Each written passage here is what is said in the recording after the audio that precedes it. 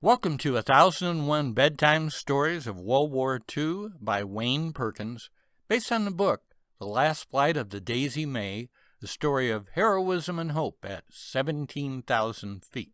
We'll get right into the story. It's a continuation of story 16. This is story 17, Amber Waves of Grain. Saturday morning at 0600 hours, the drill sergeant is running into the barracks with a large empty garbage can, banging it loudly to wake up the young men inside. Get up! Get up! Get your buddy up! The drill sergeant yells. We have a battle to fight today. All of the men get up and stand at attention by their bunks. The sergeant races upstairs to make sure the second floor of recruits have heard the message and soon comes back downstairs and orders everyone to the mess hall for breakfast. Eat and move out, orders the drill sergeant. We have work to do today. The men dress and advance on the mess hall, a cafeteria large enough to hold several hundred men. The drill sergeants and officers have a special table on a raised platform about 4 feet above the rest of the cafeteria. They can view all of the troops eating below. After eating, all of the troops of B Company load up on several troop buses and begin the 40-mile drive to Jacob Nelson's farm near DeKalb, Illinois. Fran and John walk to the first bus. They will be riding with their drill sergeant, who wants to learn as much as he can from Private John Paul Olsen about the harvesting of beans, so he can successfully lead his troops into this battle against time.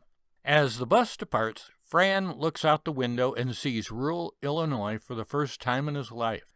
He arrived at Camp Grant a few weeks ago at night by train and could not see anything outside the dark windows. Blackout curtains covered most of the windows. Since we are at war, public and private transportation services use blackout curtains to prevent presenting an easy target should enemy bombers attack the United States. Now he has a close-up and personal view of the enormous fields of tall corn and wheat. As large oceans of wheat fields pass by under the rising sun, the words from Kathy Lee Bates' song, America the Beautiful, float through Fran's mind.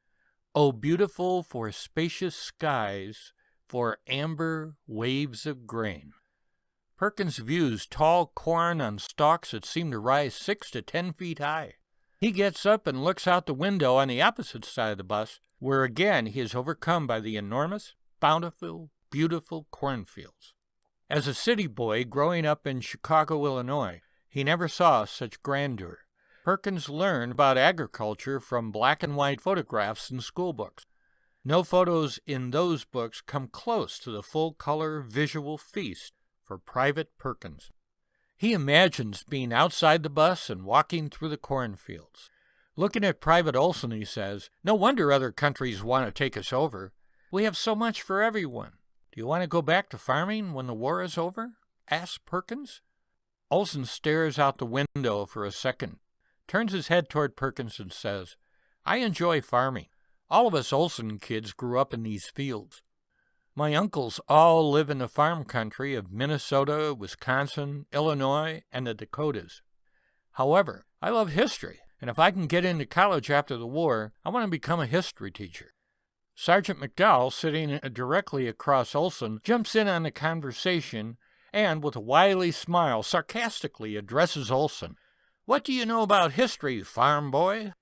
Without hesitation, Olsen gives the drill sergeant and Perkins a quick and effective history lesson. "We will all be arriving in DeKalb in a few minutes. It is exactly 42 miles from Camp Grant. The city was named to honor a Revolutionary War hero, Johann DeKalb, who was a German citizen and served under Lafayette.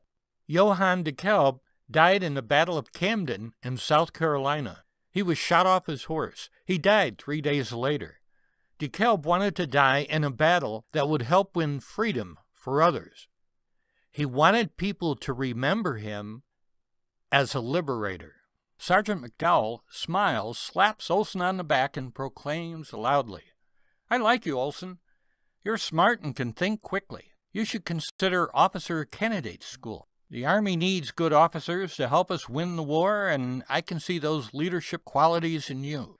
Come to my office after breakfast on Monday, and we'll talk further. After you help us win the war, you'll be the best history teacher you can be." Olsen looks startled and says, "Thank you, Sergeant." McDowell taps Perkins on the shoulder and asks, "What do you want to do when you get out of the Army?" "Honestly, I don't know, Sergeant," says Perkins. "I'm leaving for the Army Air Corps right after basic training. Hope to become a pilot. I'd love to see a large body of water from high in the sky.